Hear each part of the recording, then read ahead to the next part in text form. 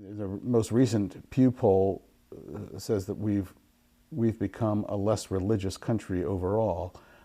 This is the first time since they've been measuring things that we're not a majority Protestant country, and 1 in 5 American adults now claims that he or she is unaffiliated with any religious tradition. The church the church of our imagination via the movies and that sort of thing, the big iconic seas of like Boston, Philadelphia, New York, are a thing that are passing.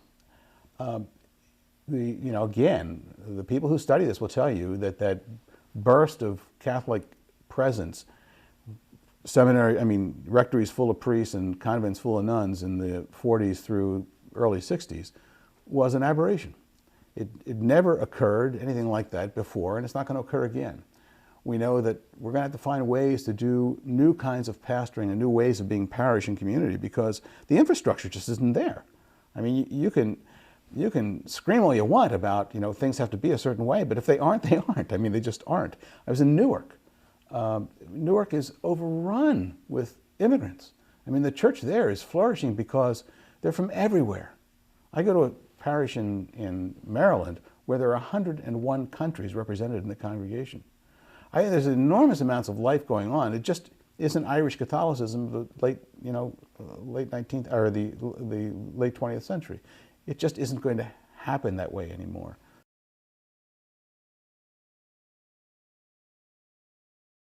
There was a group that was talking about and studying emerging lay leadership in the church. And that's, I think, where I got the real, the idea for emergence.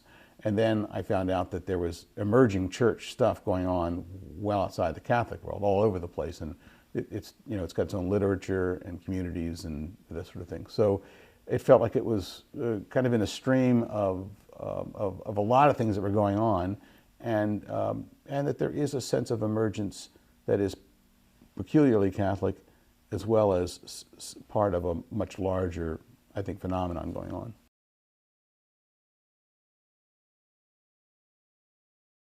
What I hope the book conveys, especially at the end, is there's some hope. I really do, that there are things out there worth looking at and worth sticking around for.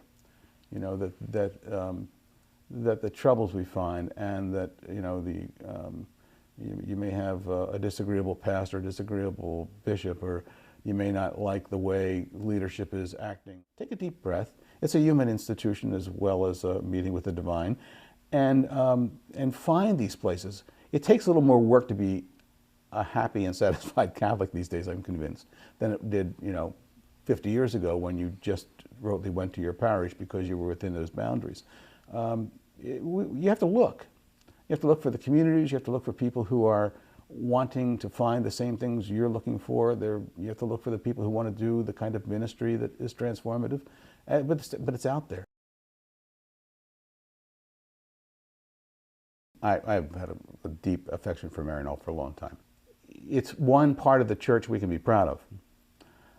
And it's one of those bright spots that we can look at and say, this is the lived gospel, this is lived Christianity, this is what Catholicism can be.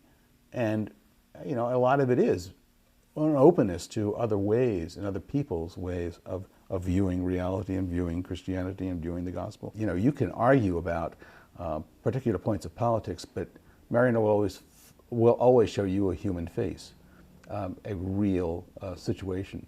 And ask you to walk into it with them, even if it's just reading, the magazine, and then make your decision, But no, it's a very, very special place. I was very moved by the not just the delivery, but the content and what he had to say and the follow-up questions from the audience, and it opens the way for the discussions that have to take place if we're going to make the church more powerful and stronger in the 21st century. It was an absolute pleasure to be here. It was excellent. I read him in National Catholic Reporter and have for years, and that's why I came, actually, because he's what we need, a voice in our church we need.